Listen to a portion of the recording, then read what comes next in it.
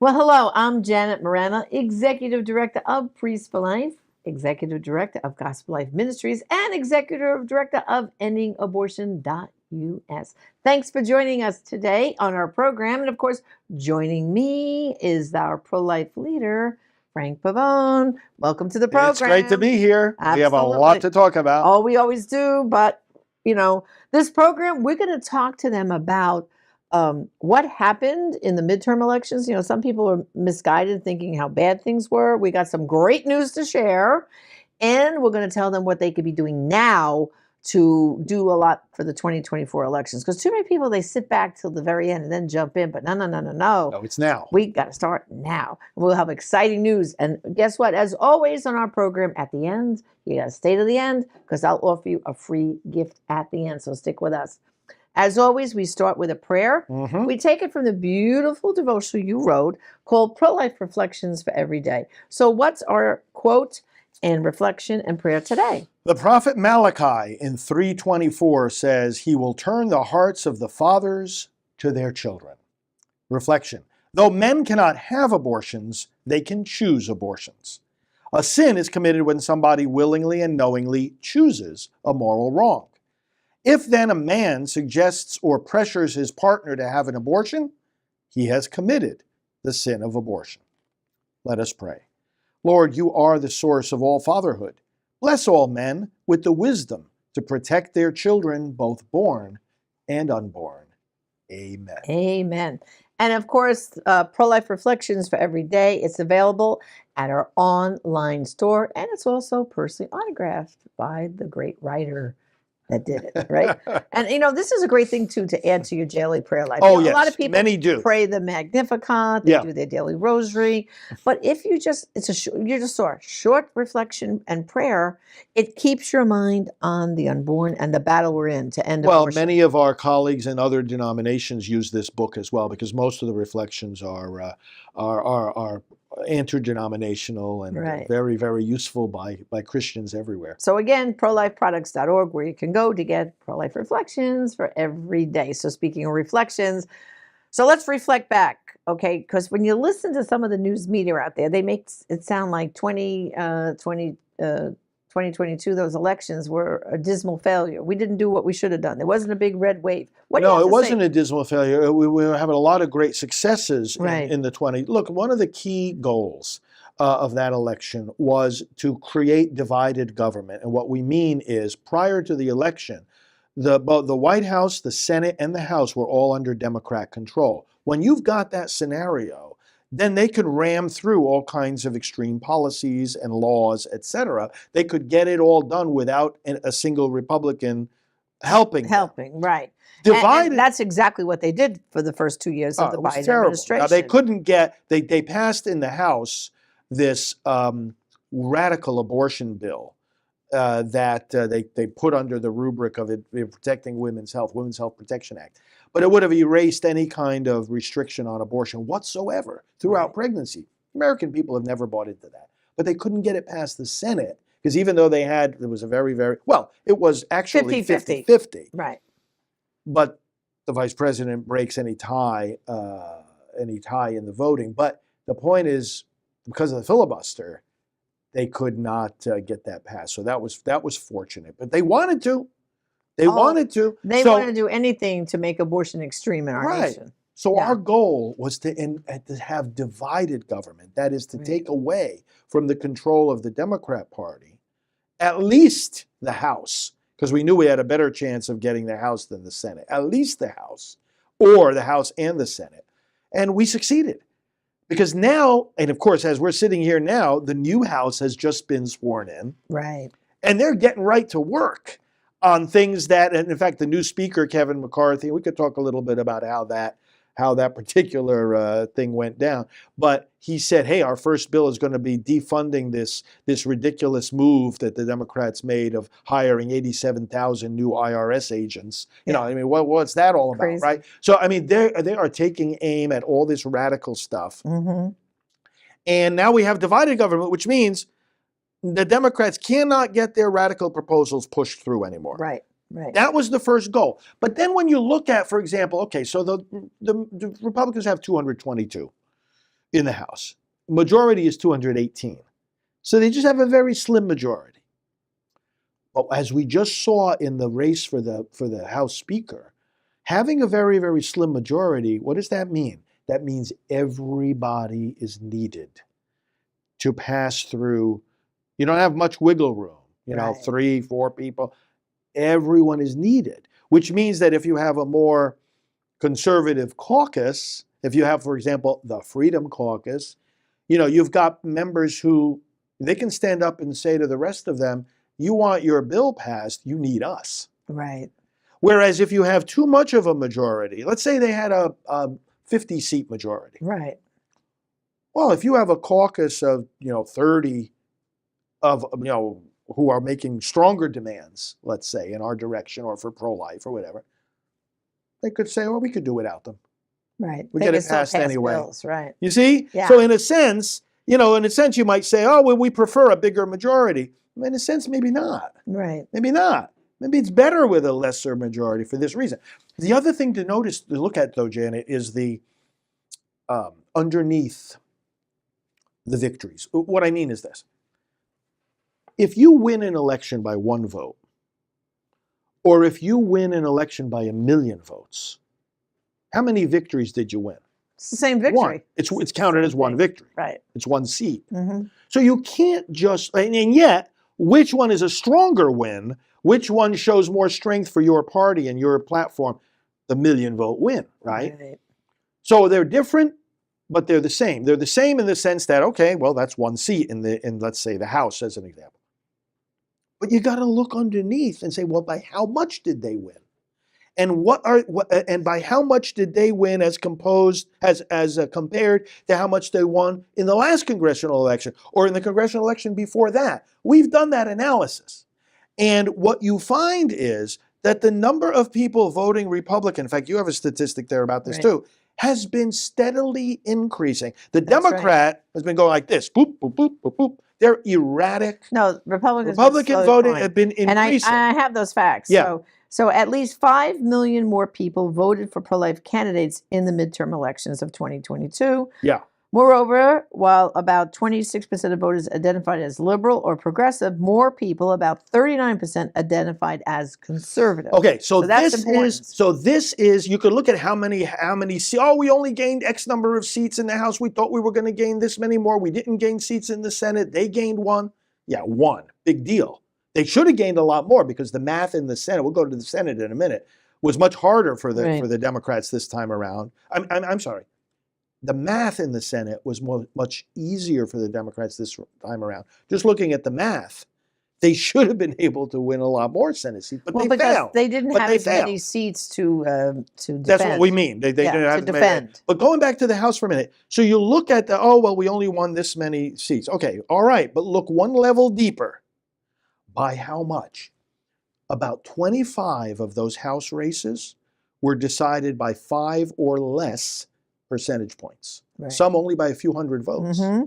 And here's so it's like, fact. Again, no, our side is gaining in the number of voters. Mm-hmm. Okay. So the Republicans got a 10-point advantage among Catholics. That's significant. It also got historically high percentages among blacks. Percentages also for blacks, it was in the low teens, which is larger than ever before. And among Hispanics, about 40%, which that's been unheard of. Well, 40% more Hispanics voted Republican this time. The pro-life party is growing. That's right. That's the bottom line. That's the takeaway. Right. It's growing. And of course, in New York, where we're originally from, there was a significant surge in pro-life voting. You almost got a Republican governor. Almost. I mean, he did very well. And what happened was, because he did so well, on his coattails came in some House members. Yes. And in fact, they even flipped a seat in the House that was strong Democrat for a long time, and it flipped to Republican. Well, it was a seat held by the head of the Democrat Congressional campaign committee. This is like so ironic. Here's the guy tasked with winning House seats, and he loses his. He lost his. And then, of course, where our office is located now in Florida, we did fantastic. Oh, man, Florida was the red wave hit Florida for sure. But Florida was a definite red wave. DeSantis won by close to 20 points over his opponent. Yeah. And in Florida, there's only 3 counties that remain blue. Mhm. All the rest is red in the state, and historically, they flipped Miami-Dade That County was from blue to red. So Yeah. nobody should get disappointed about the 2022 Well, there were elections. Great gains, progress. great gains, and North Carolina did very well too, Right. and many states there were a lot of great gains on the state level. You also had the governors who, remember, Roe was reversed in June. You were sitting right at this desk and in this studio when that happened, and I was on the other end at the National Right to Life. But since that happened, many governors signed pro-life bills, strong pro-life bills. You got over a dozen states now where abortion is essentially banned, the unborn are Right. protected. How did those governors do in the election? Every single one of them won by a large margin.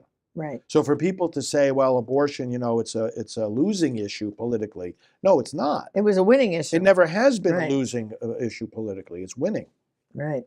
And of course, the Texas Heartbeat Act was a great plus that happened. And basically, between 2021, September 2021 and January 2022, 10,000 fewer abortions were performed in Texas because of that heartbeat bill. Mhm. And I think what's happened now is that's given great encouragement to other states. Like you said, some have banned it altogether, but more states are even thinking about picking up that heartbeat bill initiative too. Now, pro-life people who follow the election also know that there were 5 states that had initiatives that were related to abortion, and those 5, in all 5 cases, the vote went the wrong way. But they shouldn't be discouraged by that either. There are particular dynamics in play when you have statewide ballot initiatives. Right. They're very hard to get right. We've gotten some of them right, including here in Florida over the years. But they're hard to get right. I call it soundbite voting. What does this amendment mean? A lot of times people have no idea what it really means, or they hear the latest soundbite or the latest headline or the latest ad by some lying pro-abortion group, and they go in there and vote that way. We've got to obviously do a better job when it comes to these things. But they're inherently, here's what people need to contrast when they look at those states where they did those measures and compare it with the legislative efforts. See, it's the legislative efforts where we can win more substantially. Because, again, you have these, 13, 14, 15 states where the unborn are protected. Right. That's the victory right there. Well, because that went through the lawmaking process where there's more debate. It's not somebody heard a soundbite, they're going to vote on the amendment. No. The legislators study and debate and have hearings and have amendments, and we win in that arena. Well, I think, too, the problem about ballot initiatives, too, is, pro-life people, we read them ahead of time. We listen to the ads from the pro-life groups, so we go in informed. But the average voter, as you know, some of them don't even pay attention to those ballot initiatives, so they're there in the ballot, ready to vote. Right in the voting booth at that moment, and they're starting to read them for the first time. And particularly, I know the Michigan one, the wording was terrible. Because when you first started the first few lines, it's to help miscarriage, postpartum depression, this and that. And then right after 2 or 3 lines has the word abortion. So you see what I'm saying? So if you only started to read it, that sounds good. Okay, vote yes. Well, no, read the whole thing. No, it's going to fund abortion too, through all 9 months. And frankly, how many voters are going in there to eeny, meeny, miny, mo? Well, that's the thing. The extent of their...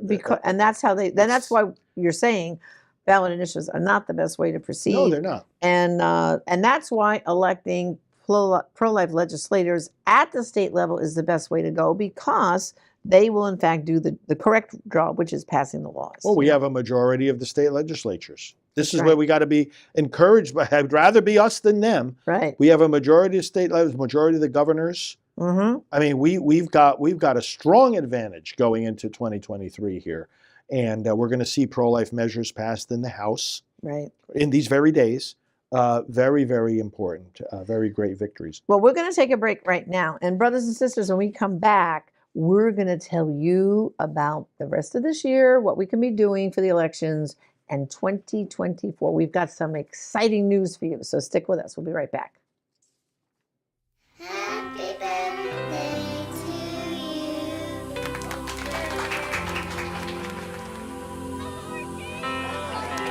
The decision to have an abortion not only affects that moment in your life. Kristen Gordon. It affects many precious moments to come. I now pronounce you man and wife. Please remember, where there's life, there's hope. A message from Priests for Life. Welcome back to our program, where now we're going to talk about what you could be doing now to make big changes in the 2024 elections. Well, there's one concept, I just want to get to right at the start, because everyone's focus is on, with the overruling of Roe, it's back to the states. All right, that's part A, but doesn't it say that they gave it back to the people and their elected representatives? So that means not just the state, but also Congress, the federal government. One of the key briefs that was submitted to the court, and more briefs, by the way, were submitted to the court in this case than in any other abortion-related case. One of the key ones was from members of Congress. Right. The federal Congress. Sitting members of Congress, the largest number of sitting members of Congress ever to call for the reversal of Roe, happened in the Dobbs case. They submitted, there were several briefs, actually. Some briefs were written by individual senators here and there, but there was one brief that had 228 members of Congress. Wow. It's a majority of the Congress, and they were saying in that brief, essentially, let us do our job. Right. Let us legislate on abortion, because that's what Roe was preventing them from doing. How in the world and they did legislate on abortion even under the regime of Roe v. Wade, which was claiming that it was a constitutional right. Congress, nevertheless, I mean, we lived through it. The partial birth abortion ban. That's right. Now, even though that became law, but even though the other one, the Unborn Victims of Violence Act, that's another one. Yes. There were quite a few. But what I want people to understand, now here's the dream for 2024. It's very simple. If we take back the White House, pro-life president, we hold the House and maybe gain a few more seats, and we take back the Senate. That's the trifecta. Now, we already know, which we're going to discuss in a minute, that there are bills already in the House side that would put limits on abortion. For example, they're going to have a 15-week ban. And they know they have enough members that will sign on to vote for a 15-week ban on abortion, right? Well, we'll see. We'll see. We'll see, because we can talk about that. But yes. The example is, very simply, if they came up with the 15-week ban in 2025, after doing the trifecta, pass it in the House, it will pass in the Senate, and the new pro-life president will sign it into law. So what that hope and that meaning is, in all of these states where they're making abortion to birth, the 15-week ban federally will wipe those laws out. They will not be able to kill babies till birth in those radical blue states. If we were to get a 15-week ban nationwide at the federal level, that it says no abortion in the United States of America could happen after 15 weeks. And you know what that does? It puts us in being more realistic, because people don't realize we, along with a bunch of other communist nations, have the most extreme abortion laws here in America. That's what we're doing, extreme. We're right in line with China and the rest, right? But imagine a 15-week ban. That puts us more in line with Europe. Most of Europe is only a 12-week, only aborting till 12 weeks. So people should be getting excited about this. If we work hard starting now, getting more good people registered to vote, and in 2023 elections, just get a few more pro-life governors, get some more people into your local state legislators. And then for 2024, we perform that trifecta, we're going to stop these radical Democrats. There's what's called the supremacy clause in the Constitution. Right. Is what provides for these federal measures overriding the state measures. Even, you mentioned laws, but even constitutional amendments like happened in Michigan. Right. Would be superseded by a 15-week limit on the federal level. So that should be a motivating factor, especially for the people in those states. Right. Michigan, California. Now remember, you've got strong pro-life House members in those states. Yeah. In fact, going back to what we were talking about in the first part of the program, we gained that slim majority in the House thanks to California and New York. That's right. These are the two of the bluest. We flipped seats. And we won the House. Right. We always say to people in these pro-abortion states, you matter just as much as ever. That's right. Don't think you don't matter. Never give up. Your Never give votes up. do matter. You got us the House of Representatives. Right. So similarly, I bring that up because similarly, when we think about a federal limit on abortion, those same pro-life members in California, in New York, will help to make this happen. Exactly. Now, we have to see. I said before, well, we'll see. You know, we've got to be not only electing pro-life members, we've got to be encouraging them. Exactly. Because frankly, some of them have gotten scared Yes. of the abortion issue. And so they might say, ooh, do I really want to, Mm-hmm. do this? We have to help them understand, the word ban is used, okay, restricting abortion. But let's use the language, the positive language. We're protecting. These are protective laws. Right. We're expanding the protections of the unborn. Right. And, And just say basically protecting human lives yeah, and their mothers. Because not enough attention, we know this from Silent No More and Rachel's Vineyard, the damage done to women in an abortion. The other side is making it sound like reproductive health care. It's no health care at all. And I can introduce you to women that the only child they were ever able to conceive was the child they aborted because of physical damage done to them during that abortion. Yeah. And it's getting worse and worse, especially like in states like California. Just about anybody, you don't even have to be a medical doctor now to do an abortion in California. Yeah, Nurse practitioner. it's out of That's control. ridiculous. Out of control. So to get something like this, as you said, the bill has been written. Right. It was introduced in this just recently concluded Congress by our friend Lindsey Graham, senator from South Carolina, and our friend Chris Smith in the House, Right. okay, and others, introduced this 15-week bill, which is modeled on Mississippi's law that ended up triggering the Dobbs case. Right. All right. Will it be reintroduced now? Well, we've got 3 measures that were already introduced for pro-life. A resolution on behalf of the pregnancy centers that were under physical and legal attack, especially after Dobbs. No taxpayer funding for abortion. That's big. Born alive. In other words, protecting babies born alive after a failed abortion. Okay. They can introduce more. They could introduce again the 15-week limit. We'll see.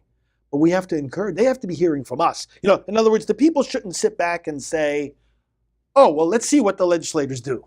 No. Let's see what the Congress does. No, it's the other way around. Nope. The Congress is sitting there in Washington, and they're looking at us and saying, what do the people want? What are the people saying? In other words, when we talk, you and I talk with these lawmakers all the time. That's what they say to us. They say, if we ask them, oh, are you going to pass this bill or that bill? And what do? They turn around and say to us, well, if we hear from the people about it, Right. we'll be more. It's literally the kind of And it's conversation very we have. simple. If we hear from the people about it. As soon as you hear, and believe me, through our website at enabortion.us, you will see our action alerts. So whenever that there is a bill to be considered, we put it there on the action alert and we tell them what to do. So isn't there a way to sign up for those action alerts? Yes. StopAbortionNow.org. StopAbortionNow.org. Sign up there so you'll get our action alerts so that when a bill is coming up for a vote, you'll get a message from us telling you exactly what to say to your member and how to do it and where to call and what to do. And we know from representatives like Congressman Chris Smith, how many times have we interviewed him? And he has told us, listen, there's a process. Every phone call that comes into the district office or in DC, the staffer must record whether it's a call, an email, or a letter, the number that they called, like how many people, okay, that person on this issue, and what were they asking? Okay, so this is a pro-life bill, and okay, Susie Q called, or Susie Q sent an email and wants me to vote yes on that bill. He said for every call, letter, email they get, they multiply it by 100. It means that's one person, but there's really about 100 more out there in my district think the same way. So your effort to contact your member works. Now, after they vote, if your member voted for that pro-life bill, now job number 2, get back to them and thank them. Thank them. Thank them. Yes, because that's what's going to get them to say, oh, pro-life is a winning issue. Well, and it shows them we're paying attention. Exactly. We're paying attention. A lot of these people in Congress, they think they can get away with things because they bargain on their constituents not paying attention. And unfortunately, most of them don't pay attention to most of the things that happen in Congress. Right. But we got to change that. And remember we had Chris Smith on this program many years ago? Yeah. And he was talking to us about how, you got to contact, no matter what they believe, no matter if they're pro-life, pro-abortion, Keep contacting them. Don't think, oh, you don't need to contact them. And I want to come back to that point in just a minute. But he says, and then when you got your friends in there, back them up. That's right. Just don't leave them there. Back them up. But here's the thing. I have people have to even like understand. you just said, even the pro-abortion candidates need to hear from the pro-life candidates. So if you have a pro-abortion candidate that is your member in the House or the Senate, don't give up. If you're from New York, Chuck Schumer has to hear from you. Janet, because it's not the argument, it's the arithmetic. Exactly. It's not that you're going to persuade them to change their mind. It's that you're going to show them how many people think they're wrong. Exactly. That's why you call. That's right. Don't think you're going to, well, they're not going to change their mind. That's not the point. Right. Well, we also have some resources here. I want to remind everyone, this brochure here is called 10 Responses to Pro-Abortion Politicians. So now when you are going to make these phone calls and send these emails and write these letters, right in this brochure are your talking points. And we will send this as a gift to you. Just go to prolifeproducts.org and we'll send you one of these. And this is like a little homework assignment, right? Yes. This can help you create the messaging to stay on top of these guys and give them the right messages. So especially for those in those blue states, this is like your calling card to get to those people. So contact us for that. And also voting with a clear conscience. This is also a great thing that you wrote. And this also helps them to understand that we don't cease to become Christians when we're in the voting booth. Right. And all these wonderful resources are available at prolifeproducts.org, right? I wanted to make another point as we conclude here. We were talking about we need to get back the Senate. We need to get back the White House. But in terms of the Senate, in the 2024 elections, we are at a big advantage. Really? Pro-life and the Republican. The Democrats, the Democrats, you know how many seats they have to defend in the Senate when we go into 24? 23 seats. Wow. That they occupy now that are going to be up for election. 23 seats. As opposed to the Republicans, they only have to defend 10. This is great news. The math is in our favor. Now, again, the math was in favor of the Democrats in the 22 election. Right. So the question really should be not why didn't we take the Senate? The question really should be, why didn't they do better? And they didn't. They did not. Right. If I were them, I'd be saying this was a miserable failure. The math was in our favor. Now the math is against them in 24. They have to defend 23 Senate seats. That's great. We only have to defend 10. So we can get, we got to dream big. Yeah. We need not only a majority, we need a super majority. We do. This way here, it's presuming the filibuster still stays in place, we can overcome it. That's great. If we have 60. This is very exciting news. So it is. Well, we're going to take a break and we come back. We're going to take a question from the viewers. But you know what? We need you as part of our election volunteer That's right. team. Our seminars, Janet. That's right. We want you to go to prolifevote.com, sign up. We have monthly training seminars. You want to be part of our team. We will give you practical things each and every month to do. Plus, we'll give you important updates. So prolifevote.com, sign up today. And let's take a break. When we come back, we're going to take that great question from you, our viewers. So stay tuned.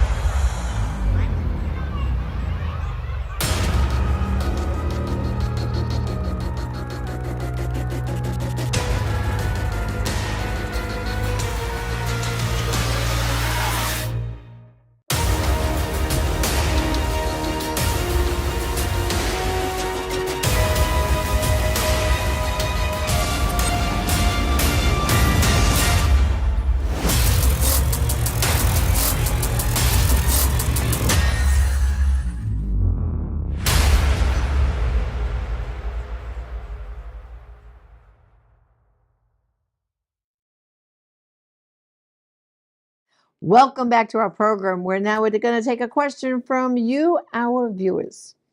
Well, we got this question here, and Susan from Dallas, Texas writes, so what do you think about pro-life atheist groups? Isn't that something that I can't figure that out. How do you have a pro-life atheist group? That's what she wants Well, to you know. know, it's Susan, thanks for that question. It's wonderful, actually. They know one thing clearly. They're not sure about God, but they know there's a baby there. And they know that it's wrong to kill the baby. I have been encouraging pro-life atheists from the very beginning of my work. There's a group, the Atheist and Agnostic Pro-Life League. You know what they say? Well, we atheists ought to be the most pro-life of everybody because for us, after all, this life is all you get.